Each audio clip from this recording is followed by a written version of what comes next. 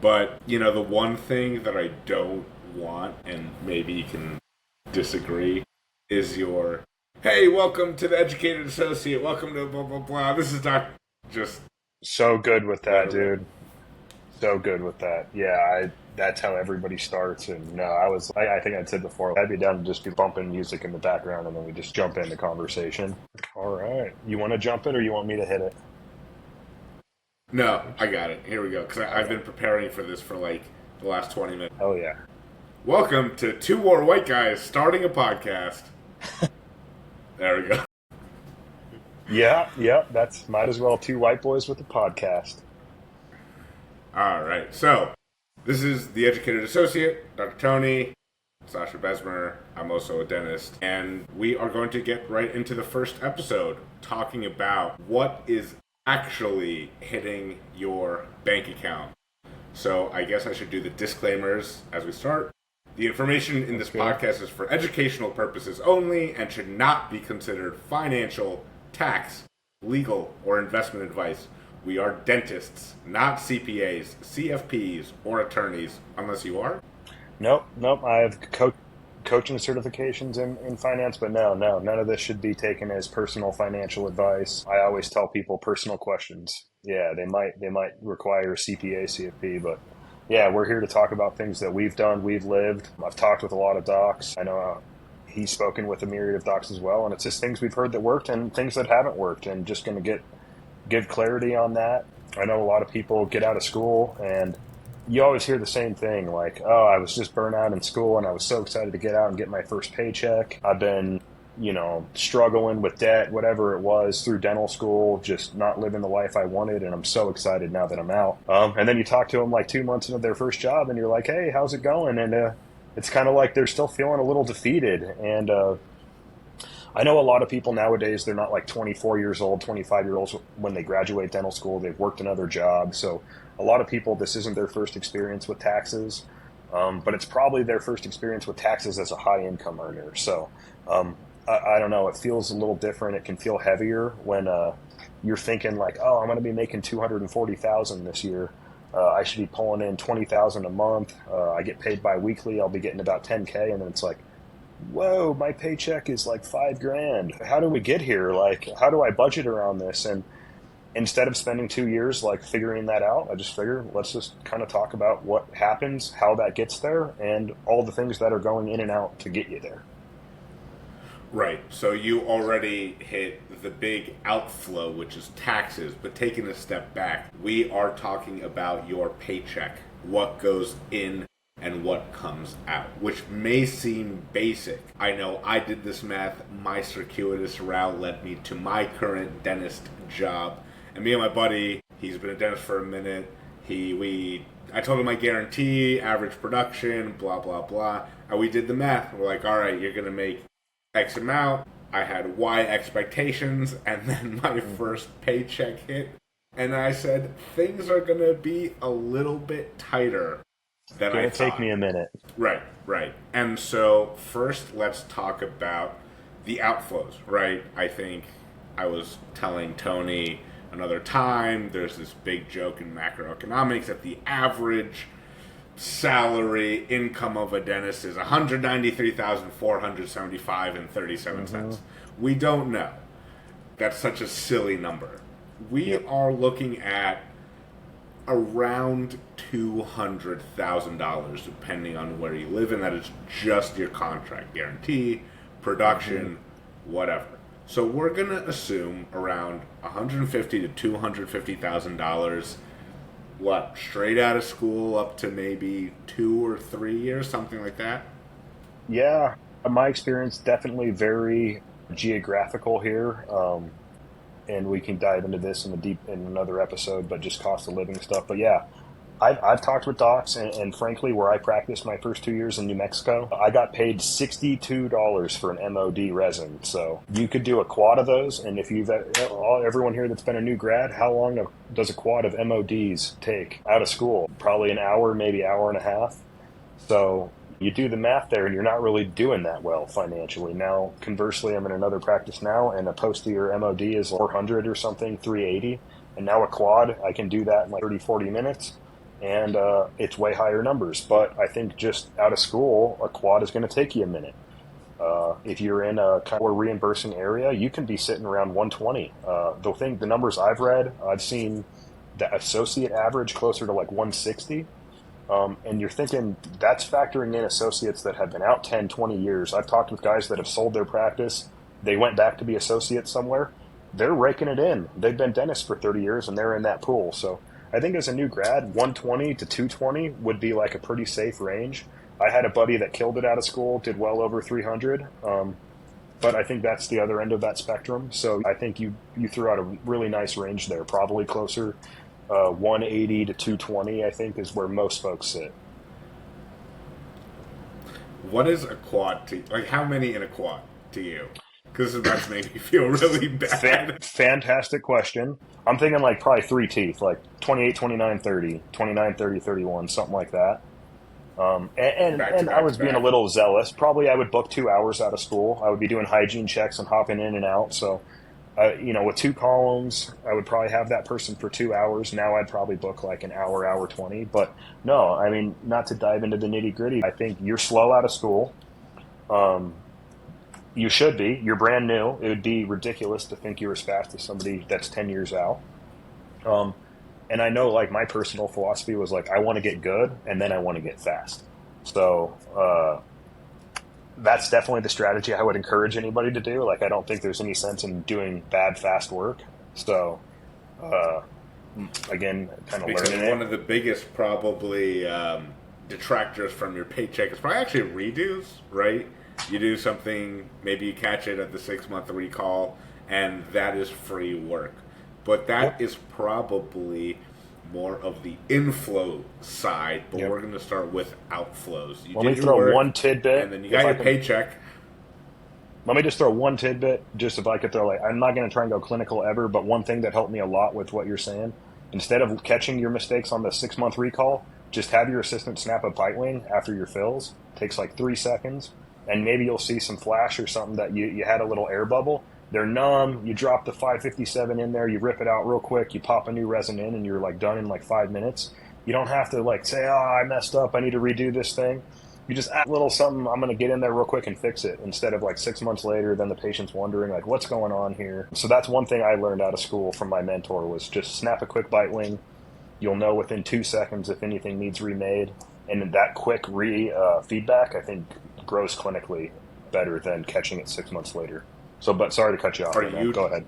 No, no. I mean, like again, time is of no essence. We've got all the time in the world until we die. So, are you taking the Toffelmeyer or your sectional matrix out, or are you leaving that in? Taking the, I mean, I'm assuming you think you finished, so you've It's taken all all out, out. polished, Yeah, I've etc. I've honestly So, even finished. I finished, polished, stabilized the occlusion. It's not as I guess for me, probably out of like maybe 5 or 10 patients, I'd find one or two that I would want to redo initially. Um, it would be a bubble in the composite, or not a good condensed resin, or a big thing of flash, or I didn't wedge it well, or an open contact. And just things that you see it there, you were just in that tooth, you know where everything is. So fixing it is going to give you so much clinical growth because you just were there, you know how to fix it, and you got the instant feedback, and then you fixed it rather than like because initially that's what I did is I would wait for the 6 month radiograph with like palpitations in my heart, like how's this thing going to look, and then you'd see the one that's not great, and now you feel terrible, right? You got to go tell this patient like, you know what, I know you already went through this, I gave you a shot. I'd really like the opportunity to make it right. It's not quite perfect, we're going to do it for free. um, and that's the way to do it if you do that. But I think just when he told me, he's like, hey man, just have the assistant snap a quick bite wing. You'll get that instant feedback and you can fix it in 5 minutes rather than wasting a 30-minute session another day. That really helped me grow in my first year out. So that's like just one clinical thing that I would throw in that I think worked well for me on resins. And even obviously you're snapping a bite wing after crowns, but I even took bite wings after I prepped crowns. You can see like ski jumps, just little things. If you have a digital scanner, you can see those things pretty good, but I didn't have a scanner right away. So a bite wing is pretty telling on how your preps are as well. so it sounds like Dr. Tony is has built all of his production doing class twos, bringing home 300 grand a year doing strictly perfect class twos. But that's just his production. So getting back into what actually hits your bank account, the first and biggest, and I mean, to my knowledge, we can't do anything about this, are mandatory tax deductions, right? Federal taxes. So this is, again, your area of expertise. So break it down for me. Yeah, so most of us are the two avenues. If we go right, just from a top down, simple way to look at it, you can be paid as a W-2, you're an employee for somebody, or you're a business owner, you're an independent contractor, and you'd be a 1099. Again, this would have to be like a separate episode, but if you do decide to be a 1099, there are reasons to do that. Typically, most people set up an LLC, have that LLC taxed as an S corp, and they'll pass through deductions. They'll do flow through deductions to themselves, so they can pass all these business deductions down to their personal returns. So there are ways to kind of lessen them through a business.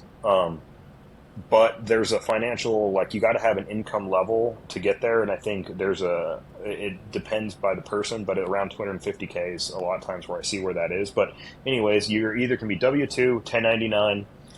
Most people I talk to, I've worked with, they're W-2 employees, and instantly, boom, you're going to get hit with FICA taxes. So that's going to be your Social Security and your Medicare taxes.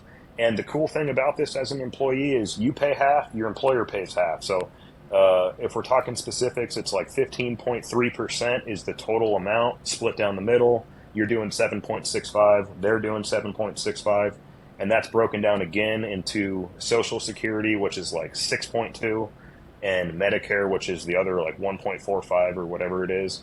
And that's coming out right off the top. So you got a 10K paycheck coming your way, boom, right there. 7.65% is coming out. So yeah, nothing you can do. But the beauty is you're splitting that with the employer. Now you're a 1099, you get to pay all 15.3% of that.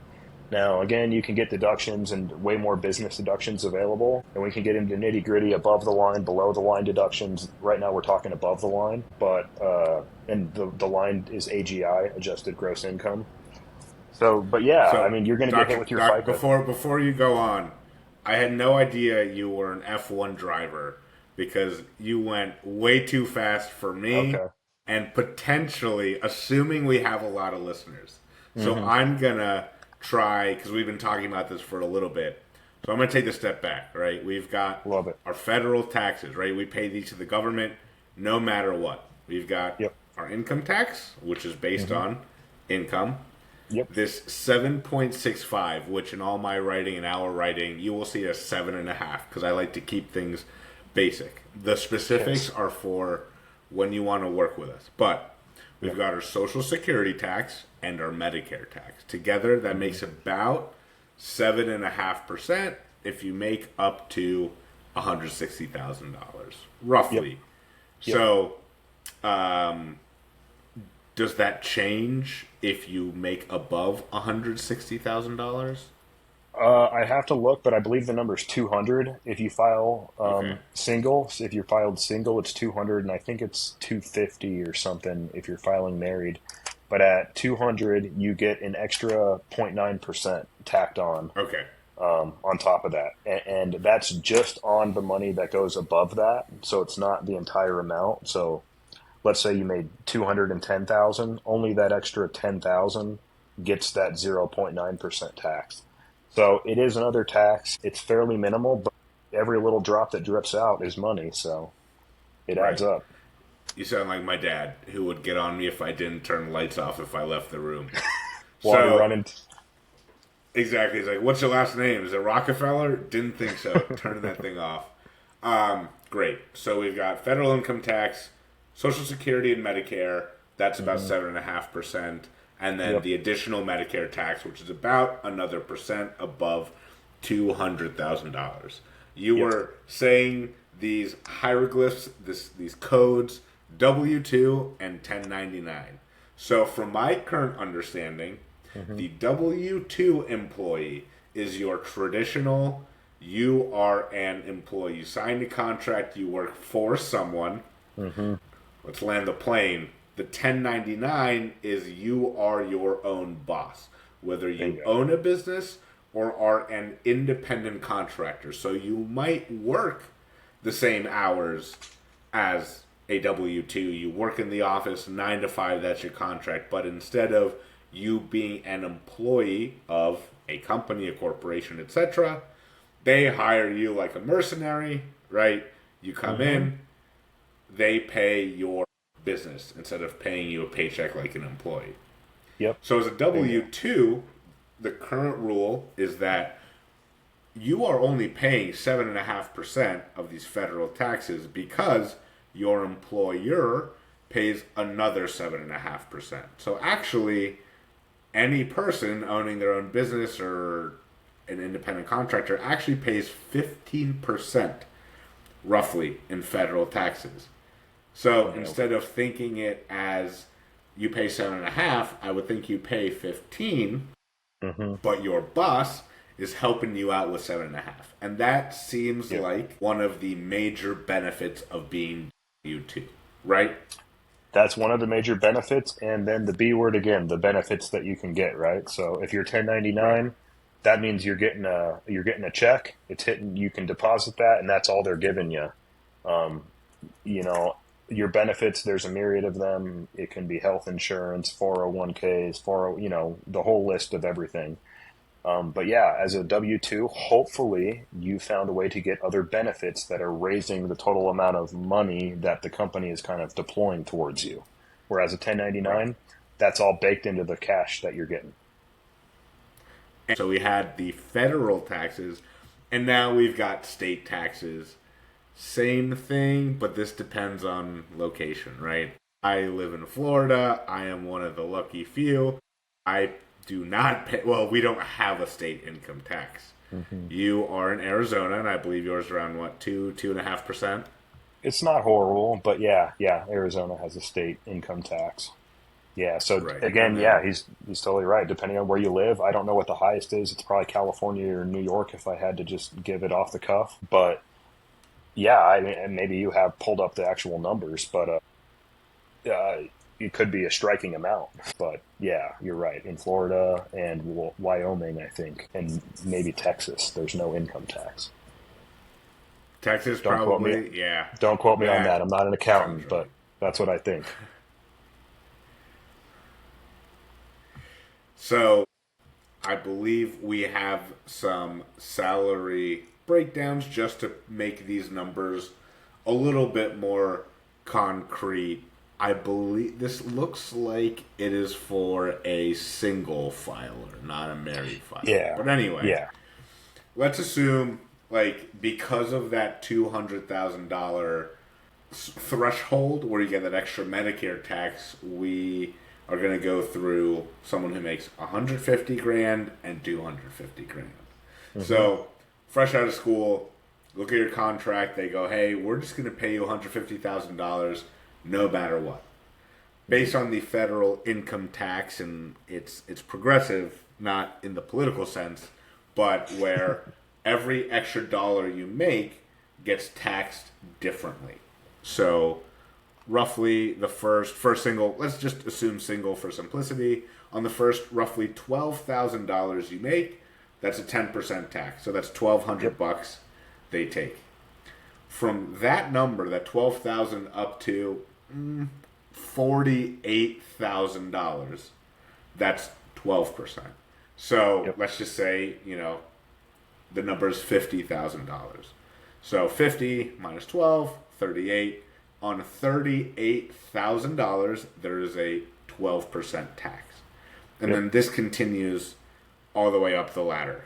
And And I the think numbers this are is a less critical important. thing to point out, and I do think most associates already grasp this topic, but I always hear people saying, like, I don't want to go to the next tax bracket and I'm going to get taxed more. And it's like, well, no, that extra money is going to get taxed a little bit more, but your whole income isn't going to get taxed more. So I've heard Alex Hormozy say, don't let the tax tail wag the income dog.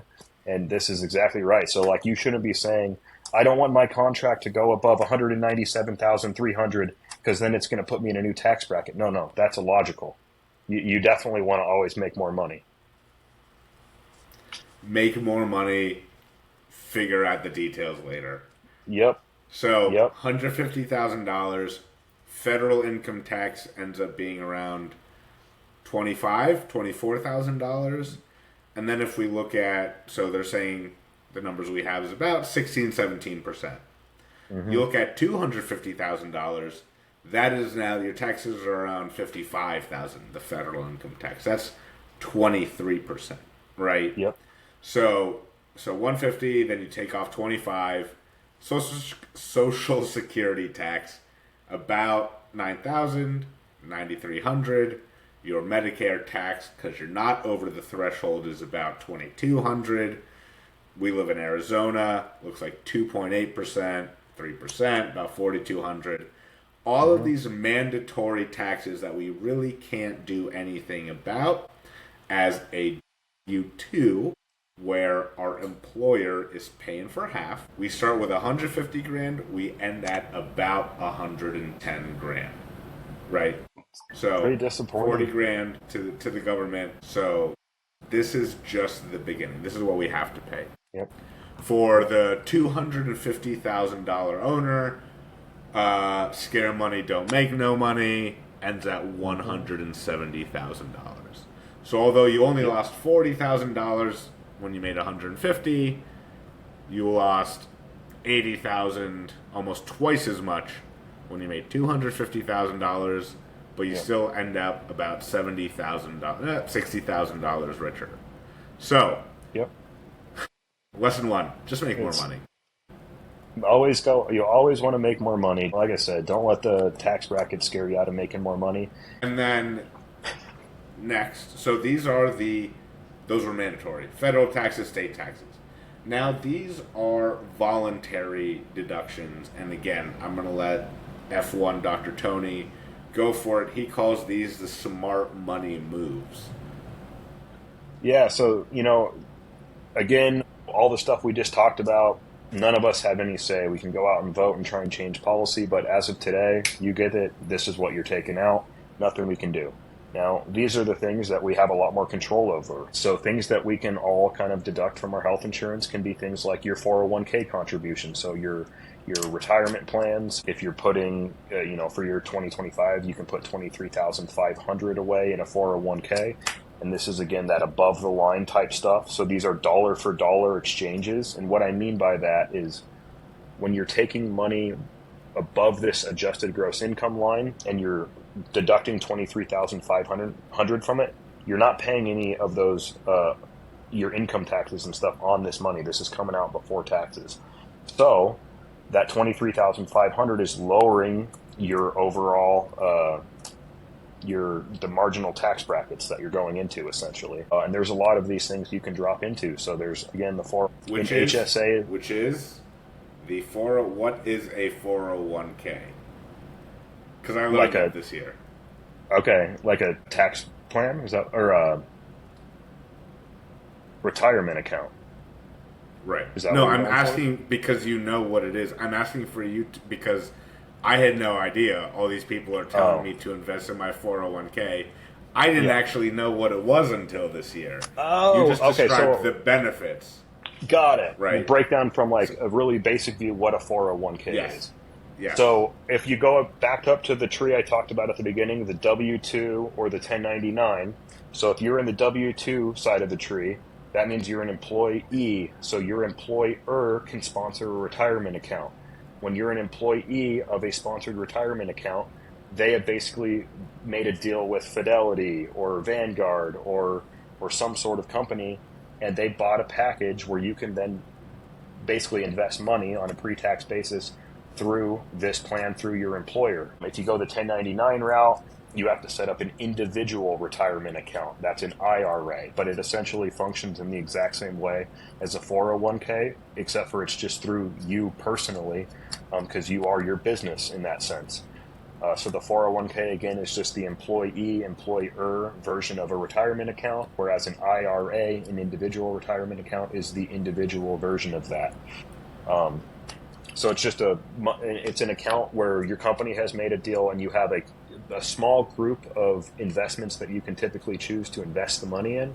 A lot of the times it's mutual funds, or exchange traded funds, ETFs, but a very limited option. You don't have the stock market most of the time. But again, it's letting you put this money in on a pre-tax basis. If you do a traditional 401k, so there's two different types of 401ks. There's a traditional, and then there's a Roth. A traditional one means that the money is coming out on a pre-tax basis today when it's going into the investment. It's going to grow tax-free or tax-deferred until retirement. And then when you go to retire and start taking the money out, this is one of the rules. You can't take the money out until you're like 55 and a half, or there's a 10% penalty on top of regular taxes that would hit. So if you pull the money out before retirement, they're going to hit you with a 10% penalty. If you actually let it grow till you're 55 and you retire, that's the government basically shaking hands with you today saying, we want you to have a retirement, so please do this.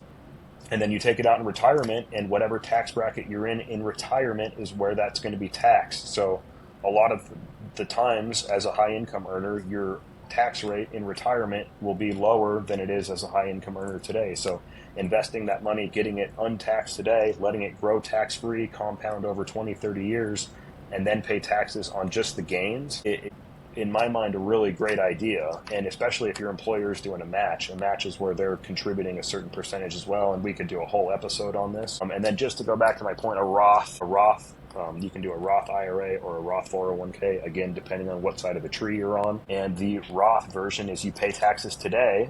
And when you take it out in retirement, as long as you followed the rules and didn't take it out till 55, you're going to pay no taxes. So I read this book, and the whole point in this guy's book is the greatest investment he saw in his life as a financial planner was if you would have put $10,000 in Domino's Pizza stock in like 1971 in your Roth 401k, it would have been worth like $17.9 million or something today, and you would literally pay zero taxes on that money when you pulled it out. So it was like this ridiculously huge explosion, plus it was in a Roth account. And so he didn't even have to pay taxes when he pulled it out in retirement. So a Roth can be huge in the future, but... So the 401k or IRA or Roth are ways whether you or your employer can lower your income that the government sees, right? So the reason the government takes a certain tax is because you report before on midnight of April 14th that, hey, I made this amount of money. But for some reason, something happened in the U.S. tax code where someone thought, hey, how do we make it so that people can invest or pay the government less, essentially kind of cook the books that makes it better for themselves, but also the U.S. economy. And these are 401ks, IRAs. Right? Am I good up to there? I think that's the best. That's way better than what I just said. So, it's you have the knowledge, and I am fresh out of dental school. I never learned this stuff. Right. So, as a W-2, I'm an employee. One way I can lower the income that the government sees is contribute to one of these retirement accounts, right? That's what they are. And I think that's the key, is that it's not like a traditional investment, which still has compound growth. These are locked in until a certain retirement age, whatever the contract or your deal says, right? So you put money away. I make $150,000 a year. You said the max was roughly 25. I max it out as a W-2, and I put $25,000 a year towards this investment account. So we can think of it as any other sort of stock, bond, any of those buzzword investment words, tactics, an account that either you choose it, maybe the company chooses it. Those specifics we'll get into another time. But essentially, you tell the company, I'm going to take X% of my paycheck, throw it in there, right? And then before grows. Taxes. Right. So that also grows over time, right? Yep. Do you have a calculator for that too? I haven't made one yet, but I'm sure we could just Google one for that. That one's pretty simple. But I am developing that 1099 W-2 calculator with different thresholds. Yeah, I'm kind of having fun in Excel with that. So that is, your traditional. You're also talking about Roth IRA or another IRA where you are actually taxed on the growth, kind of like a Hmm. traditional investment account, right? So every time that stock grows before you take it out, you are taxed, right? So you're still taxed. Can you No, explain that? so like the money that's actually in the IRA, like, are you paying taxes on it Yeah, every year? No. right. Okay. Yeah. Yeah. No. So you would only pay taxes when you go to take it out or what before the money went in, depending on Roth or traditional. Okay. Never are So you one last taxed time. on growth while it sits in the account, but that is something they're trying to change through legislation now. Is they're trying to tax unrealized gains, which I mean, there's a wormhole there as well. But like, what if it's worth 100,000 today and the company tanks and now it's worth 50,000 in a year, but they taxed you on the 100,000? Like, I don't see how they can tax you on something that you haven't realized and being able to spend the money on. But again, that's a dark wormhole we can go down on unrealized gains. But yeah, no, you're never taxed on unrealized gains. And a realized gain is just when you actually sold the asset.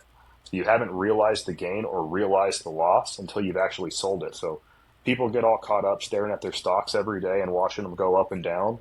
Um, those are unrealized gains and unrealized losses. So really, it doesn't do you any good except for stresses you out to look at that. And you're not going to pay taxes on it either. So really, until you have to sell the asset, I just think just I don't even check my investments honestly. Like once every 3 months, I'll look where they're at, make sure everything's clicking along. But I used to check like daily, and it just caused me so much stress to watch the daily ebb and flow when you know that over the decades it's always going like this. So just I'm a buy and hold guy. I don't let go of assets that appreciate. I buy them and I'll hold them for forever until I'm 70 or whatever. But yeah, I think you just buy and hold So and let it grow. So I just want to close the loop on these investment accounts because you had mentioned that, the traditional, you are taxed when you pull it out, right? But there is a Hmm. form of this investment account where you are not taxed when you pull it out. Can you expand on that a Roth. little bit? Yeah, so the Roth Roth. version means that you're paying taxes on it today. So this would come out, and so say you're putting $1,000 in this month, you're going to pay your taxes on that today. It's basically like the money hit your bank account and then it went into the account. That's essentially how it Okay. flows. It doesn't actually do that, but Okay. that's what's happening. So in a traditional IRA or 401k, the money you put in, the government doesn't see, so you're taxed on everything that's not put in. In a Roth, Yep, you are still taxed on it, the government does see it, but in this case, you don't pay tax on it when you take it out.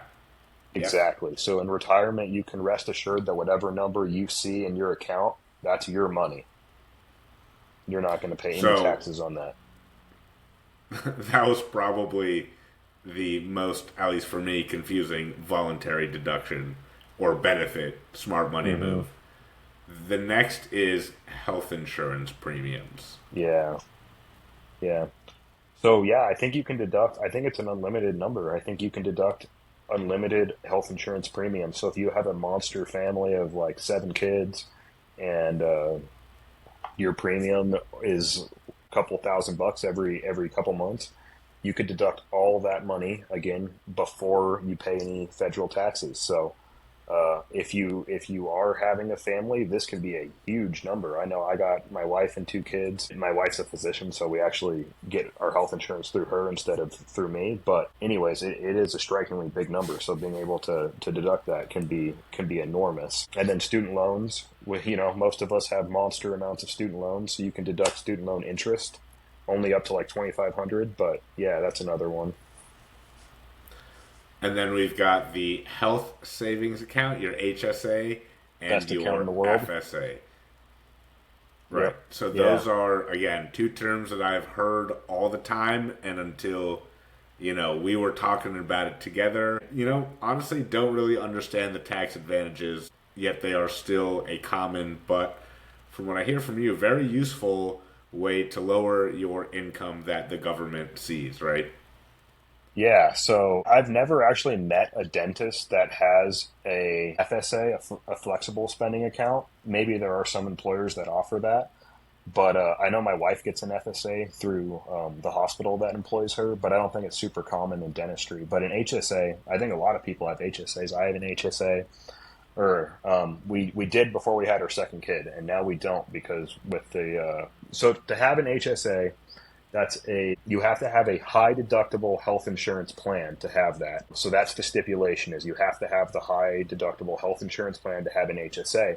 But the beauty of an HSA is it's the only account that has triple tax savings. So the contributions are tax deductible, so meaning what you put in is being deducted from your taxes. So again, the government's not seeing it. The growth is tax deferred, so you're not paying taxes while it's growing, and the withdrawals are always tax free. All that growth, so we talked about like traditional versus Roth and when you pay taxes on growth, you never pay taxes at any point. There's several other like really nice loopholes within HSAs. You could form an HSA today. You could keep all of your medical receipts. So HSAs are only supposed to pay off things that you used for healthcare. This could even be veneers. This could be Botox. This could be everything. It doesn't just have to be like I had a heart attack and they gave me a stent. You can use this on anything healthcare, and you can keep receipts from the minute you opened your HSA all the way to if you ever close the HSA before you die. And what I mean by this is you could keep a receipt from 2025, and in 2050, you could cash that receipt against your money. And what would have happened is that $5 thing you bought today, your money would have compounded over 25 years, and then you would have paid it off with $5 that had compounded and grown for all these 25 years. So you can pay off a medical expense at any time as long as you keep the receipts. So it can be a really sneaky way to pay off health things in the future after the money's grown a huge amount. Um, so it's probably the best loophole in the tax code that I've ever utilized. So I'll be honest, I don't really understand how that works. So to give an example, let's just say, because it seems like every cosmetic dentist and their mother is now based out of Arizona. So Yeah. I'm going to Scottsdale. Dr. Tony's cosmetic clinic, and I want 28 units of veneers. Every single tooth I have in my mouth, yeah, it's cover it up. But I've got an HSA account, right? But you're a rich, greedy dentist. You want to get paid today. How does that work? So, through my company, my job, whatever, I have an HSA and I've been contributing to it, right? Okay. So if I understood this right, it's not like an investment account. That money, it's, essentially going back to that invisible money that the government doesn't see. It's money we've put aside to make our income look lower for federal tax purposes. But it's not accruing interest or value. It's just kind of sitting there for health expenses. Do I got it up to this point? Actually, close, but not true. You can have that money invested. So that money can be invested. You can have it sitting in a savings account, but you can also invest the HSA. So the money sitting there is how you could pay for things, but you could actually invest that money. And normally, again, it's a limited pool of options and things you can invest in. You probably can't go buy like Apple stock, but you could maybe get a mutual fund or a decent ETF or a target date fund. But no, you're right. So you could have your HSA account with your card, and they could swipe the card and pay for the veneers, or they could have the money sitting in the investments and letting it grow, and then pull it out, move it to the savings, and pay off the medical expense, whatever. Okay, so I have maxed out every plan my employer gives me. I've been contributing to my HSA for 10 years. Let's do an easy number. $10,000, right? Been investing, and then I chose an awesome investment vehicle that was offered through the HSA, and that $10,000 has grown because it technically is an investment of sorts, right? Yep. To $50,000. Yep. And then I go to Dr. Tony to get my veneers, and you're a good friend of mine, so you give me a deal. $25,000, right? Okay. So essentially what you're saying is that I invested $10,000. So the actual loss on my end was I put in 10 grand. It Yep. grew to 50, and I Yep. am using that money tax free to pay for veneers, right?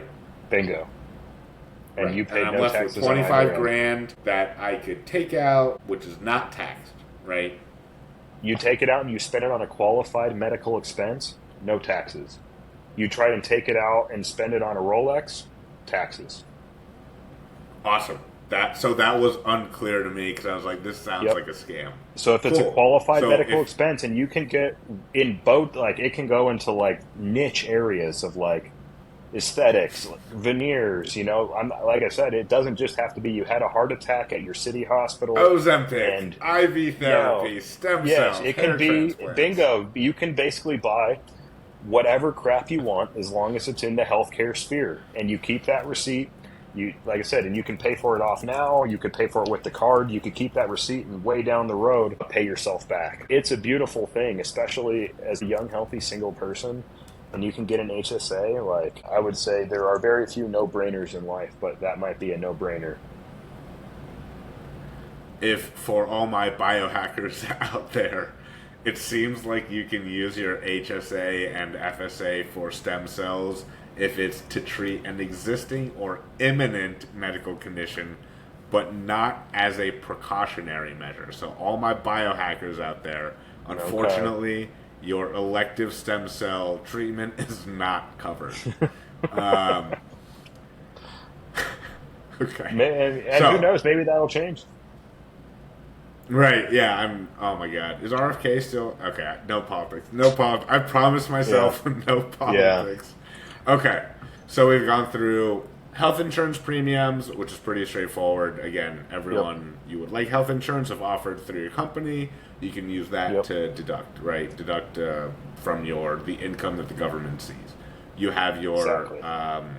retirement accounts, 401ks, IRAs, Roth IRAs, with different stipulations. You've got this HSA. What's the difference between HSA and FSA, a flexible spending account?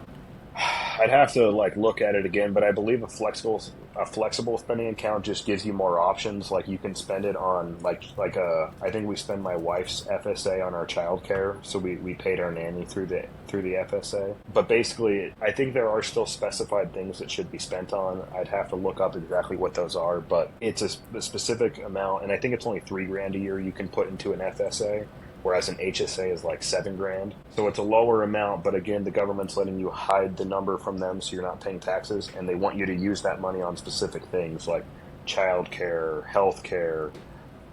Those are the only two things I can think of off the top of my head. So I'm pretty sure they just have different stipulations. So HSAs can roll over, FSAs usually don't, or maybe up to a point. Okay, yeah, I So remember they that are too. just Now that different you say that, vehicles. yeah, Right, yeah, right. So, and then essentially the last two voluntary deductions, we have our professional liability insurance, essentially malpractice, don't do stupid stuff at work, and then you've got hmm disability insurance, don't get hurt. and just quick So, and dirty on professional that. liability. If your employer pays for your malpractice, your professional liability, you can't deduct it. Just to, Awesome. because like all of So, my employers have always paid mine, so that's just one thing that if you're paying out of pocket for it, like you're at a private practice and you had to do that, then you can deduct that. Absolutely, you're right.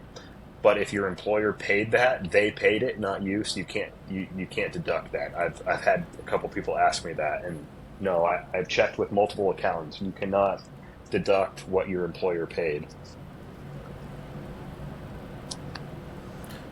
got it. So that pretty much wraps up essentially voluntary deductions, but also one way to think about it, and you're big on this, is negotiating them in a contract. And again, we Huge. will talk about contracts another time, but you can negotiate the pay. So what you have coming Yep. in and how you get paid, and we'll get to that. But hmm also how you choose to hide your money and hmm invest your money without the government knowing, or more realistically, the government knows everything, but without them taxing you for With it. them giving you the tip of the cap So, saying do it. right, right, saying good job, little pat on the butt, here's less money that you have to pay us. So I feel like that is something that, doing all the contract negotiations that we have and the way we've helped other people. Oh, how do I get more money? Another question which we might ask, and honestly, going over my first, not even the contract, but when I signed with the company, choosing my benefits, right? I didn't do this. I should have asked beforehand, kind of, can you give me a rundown or a pamphlet on what you guys offer. Right. Yep. So, but that is one way to alter the number the government sees. And we'll talk about how to deal with that at a later date, depending on your goals. If you have very specific goals and want to have private one-on-ones, 15 minutes is all we really need to learn about your goals. We'll give you a link.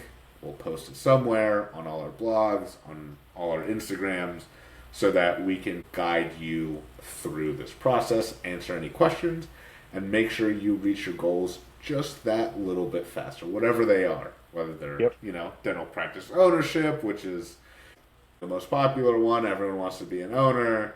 But also, let's just say you're a new grad, you're making 150 grand. It's actually much less than 150 grand. You're feeling a little strapped for cash. And honestly, you just want to go out a little bit more. Go out to eat and not count your pennies. You just struggled for all these years in school. Yeah. Right. Yeah, no. And, So and will another help thing, you with that. will help you get clear on your goals too. I think a lot of people I talk to, they might have this big end goal, like you alluded to, of practice ownership. Well, there's like maybe 5 or 10 minor, smaller goals that they want to actually achieve before they get there. So it might be like, I need to spend a year reconnecting with my family and traveling, and I want to be able to go out with my buddies on the weekend. That's a great goal, like resetting your mindset and doing that. But so basically we can help you figure out what those goals might be and the steps along the path that we've kind of walked. So that's just another little area. Right. And honestly, that's kind of where I'm at right now. We just did a pottery class that cost $200. If we go out, I want to go somewhere nice. Decent meal. Just because I don't go out much, but if I do, and honestly, I do count my pennies sometimes, right? And what I think I've gotten the most help from you and why I love working with you so much is that I have a budgeting app. I used Quicken Simplify. I think that's the one I chose. And I've looked at my numbers once. And honestly, it didn't lead to any changes. Yep, no actionable changes. And that's why working with you, just kind of breaking everything down, honestly having you do most of the work was the best for me because we came together with a plan to be like, all right, what we realized is that I go to Wawa a little more often than I should. And it was daily. It was $2 to $5 a day, right? Yep. And I know it's silly, and I know I was doing it, but kind of looking at it with you in person, realized like, hey, let's cut it down to like twice a week. We made some other changes, but I feel a little bit better. And I'll be honest, where I am in life, that has made the biggest change to my general well-being. And that is the point right there. Like, you got to make choices that make you actually happy. And so it's not an all restricted budget. It's like, all right, I don't need a Starbucks every day, but I'd love to go out with my girlfriend every weekend, and we do one nice dinner a week, and that makes me so happy.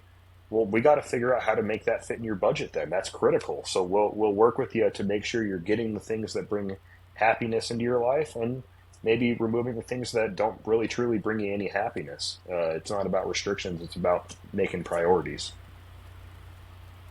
Right.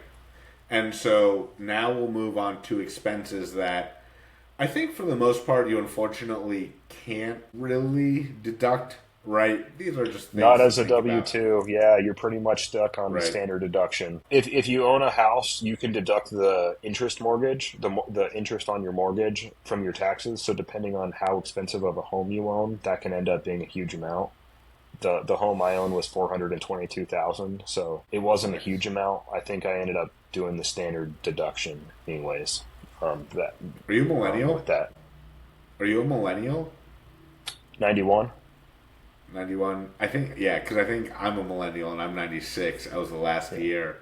So there are all these stats about millennials being unable to own houses. So Mm-hmm. Big Tony over here, biggest flex of the pod is that he owns a house of over $400,000 in Arizona, which honestly is pretty impressive.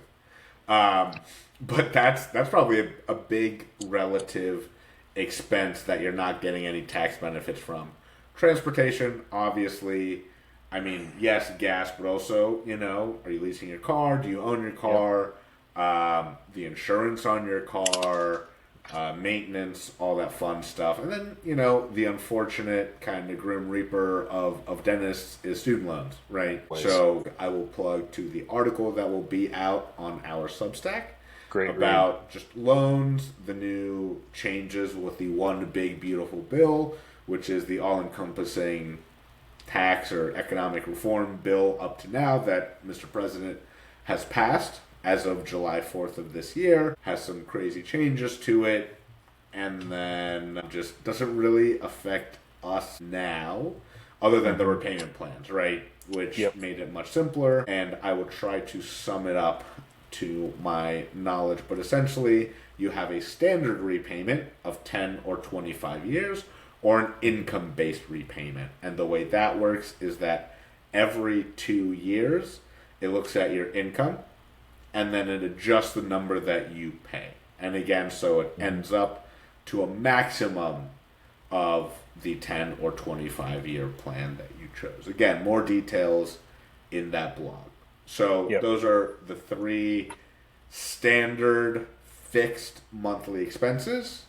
And then we've got your state dental license, obviously mandatory. Your DEA. Honestly, depending on where you practice, I can see some offices, right, where you don't really need to prescribe a controlled substance if you're not prescribing any pain or maybe oral sedatives. I'm assuming those are controlled substances. Yeah, those are. I don't really prescribe much of them, and I am hesitant to. Right. So, you could prescribe your ibuprofen, your Motrin 800, and really call it a day. Professional liability insurance, if not provided by your employer, which in that case you do kind of get that tax benefit, right? And then these, I say they have an intangible ROI, but CE. You have your requirements, but you can also, whether you go to in-person meetings, online meetings, meet people and find opportunities that you didn't know. So although you are paying for it, like you are paying for your friends and your connections, these do, in my head, have an intangible ROI. Just kind of hard to put a number on it. And kind of the same thing with professional memberships, like I guess my most unique membership is that I am a member of the Academy of Sports Dentistry. It was something in college at the pre-dental club. We had the dentist I went to school in South Florida, so it was the dentist of the Dolphins and all them, and the Hurricanes, and they came in and talked to us. But essentially, not mandatory. But I do feel in the next episode when we talk about how your money actually comes in, these, I wouldn't say rare, but not as commonly thought investments with an intangible ROI. Like the amount of people that I did a bunch of conferences in dental school, ASDA was my thing, the people that I met, and it's kind of opened my eyes and will hopefully lead to other opportunities in the future. But I think that about covers what comes out of your paycheck. So to bring it back, we've got our tax deductions. Federal taxes, federal income tax, Social Security, Medicare, and the additional Medicare. Then we've got our state income taxes. So if you are one of the lucky few who live in Florida, Texas, or possibly Wyoming, you don't have a state income tax. Arizona seems reasonable. Pretty well. And if you ask me, California is unreasonable. So then we've got our voluntary deductions, aka the smart money moves, which are technically outflows because you are paying for them. But if you get creative with them, they can still be useful in multiple ways, whether it's an investment account or maybe a way to pay for medical or maybe some alternative medical treatments. Enhancements. Enhancements. You have your professional liability and disability insurance if you pay for it yourself. And I think one of the most important takeaways is that these things are not as important as probably production and your standard income, the way people, young dentists, I'd say, usually think about it. But definitely something to put or get help with and put a decent amount of time in figuring out essentially how you want to line these up to optimize whatever word you want to use, your taxes, while still having use, right? Yep. And then we move on to housing, transportation, loans, life, food, your day-to-day, and then what we call professional expenses. So any sort of licensing that you need, CE, memberships, all that fun stuff. So these are all things to think about. And it's all before you've taken a bite of food or sip of water. Right. So I think that's a good place to wrap it there. Over time, we will kind of break down these into smaller bits. But I think that was a good way to start and kind of think about, where does my money go? Dr. Tony, any closing remarks?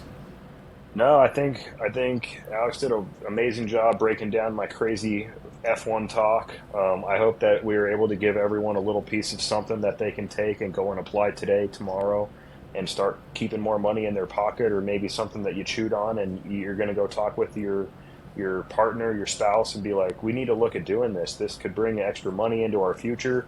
And that's what we want to do, is stir thought, stir good ideas, and stir action. So like he plugged earlier, if you need help, you just want to get on the Zoom and chat some of these things out, we'll do consults for free. So, jump on us if you want any of that. But I hope you got a lot of value out of this. Yep. So we'll see you guys soon, and we hope you make a little bit more money. Money.